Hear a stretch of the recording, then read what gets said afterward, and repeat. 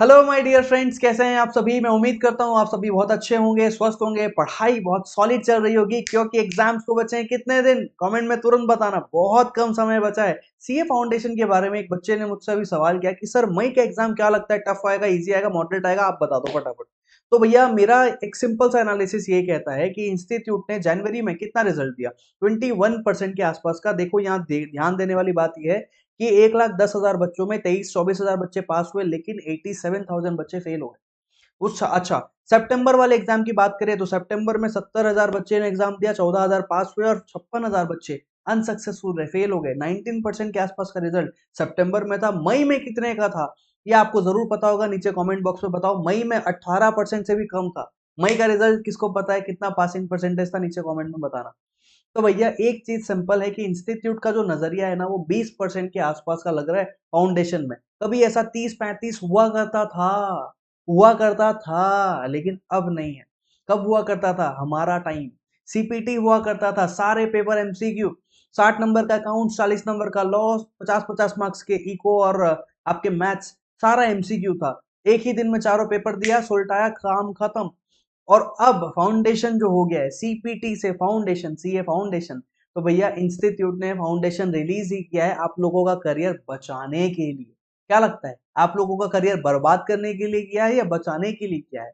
बचाने के लिए किया है, क्योंकि सीपीटी पास करना आसान था, फाउंडेशन पास करना मुश्किल है बाबा।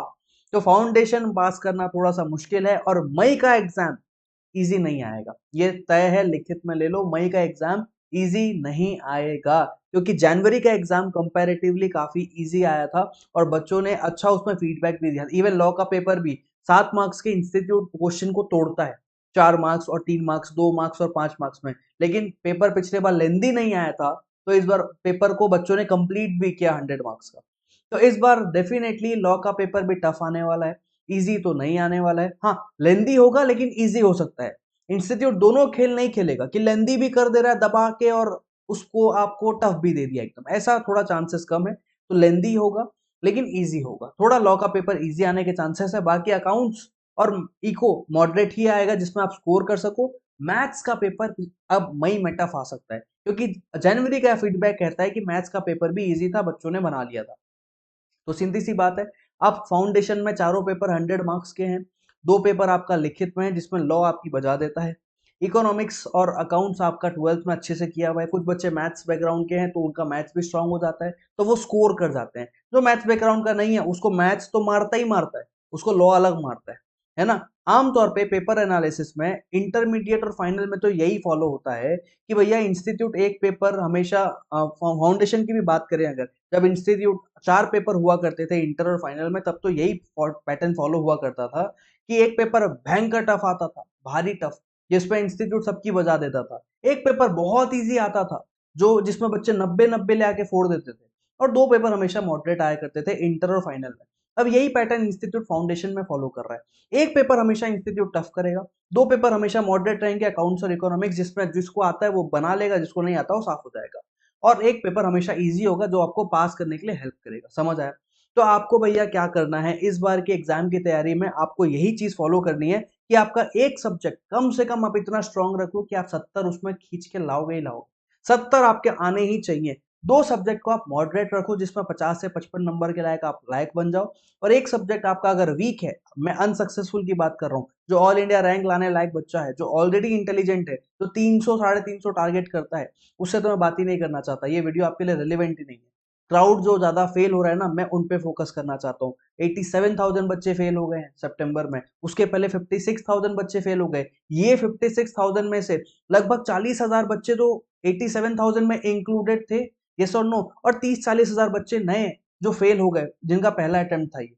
सही कह रहा हूँ? तो भैया फेल होने की संख्या ज्यादा है, तो आपको क्या करना है, मैं फेल वालों से बात कर रहा हूँ, एक सब्जेक्ट इतना स्ट्रांग बना लो। आइदर वो भैया आप इकोनॉमिक्स बना लो, अकाउंट्स बना लो, जिसमें आपको 70 तो फोड़ना ही है।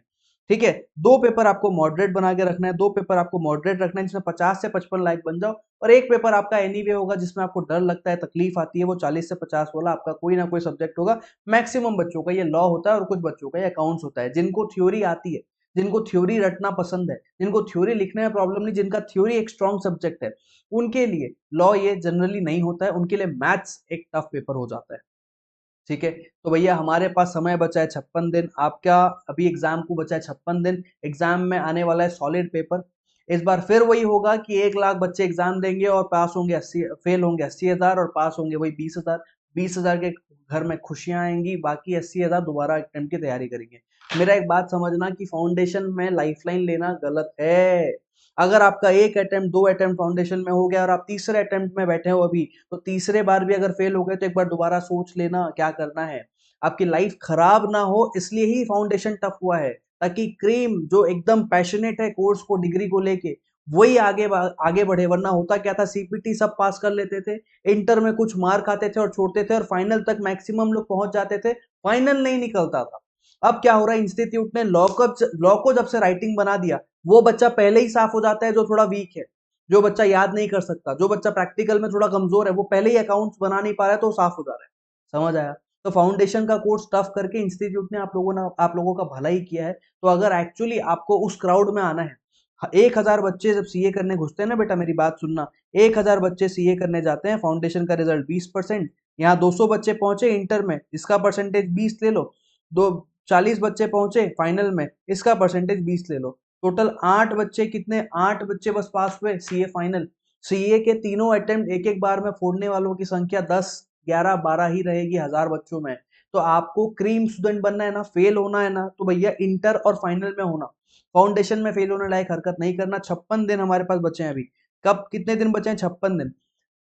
फोड़ दो, जी जान लगा के, एकदम दम लगा के तोड़ दो। पेपर तो इजी इस बार नहीं आने वाला, लॉ का पेपर लेंदी आएगा, बाकी पेपर की फैकल्टीज आपको सजेस्ट करेंगी पेपर कैसा आएगा। मैं कंप्लीटली एग्जाम ओरिएंटेड पढ़ाता हूँ और एग्जाम को ही फोकस करके मैं पास करने पे फोकस करता हूँ, जो अनसक्सेसफुल है उनके लिए।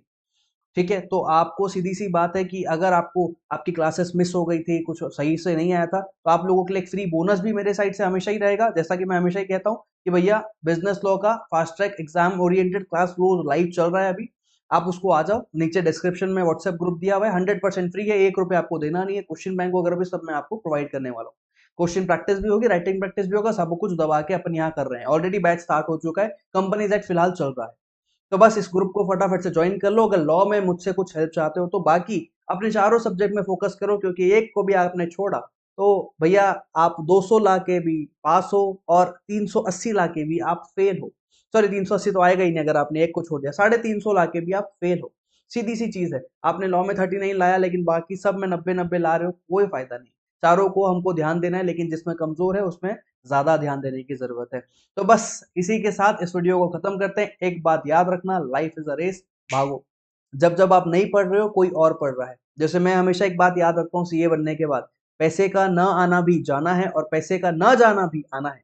क्या कहा मैंने, रिवाइंड करके सुनना, पैसे का न आना भी जाना है और पैसे का न जाना भी आना है।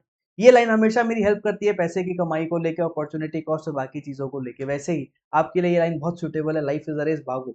जब आप नहीं पढ़ रहे हो कोई और पढ़ रहा है, इसलिए स्टे फोकस्ड।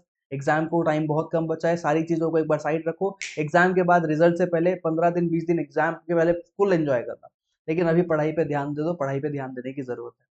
ठीक है, चलिए इसी के साथ इस वीडियो को एंड करते हैं। मई के लिए आपके ऑल द वेरी बेस्ट। अगर आपको बिजनेस लॉ में कोई हेल्प चाहिए तो मुझे पर्सनली भी आप पूछ सकते हैं। Definitely I will be happy to help you. Thank you so much people, take care, bye bye.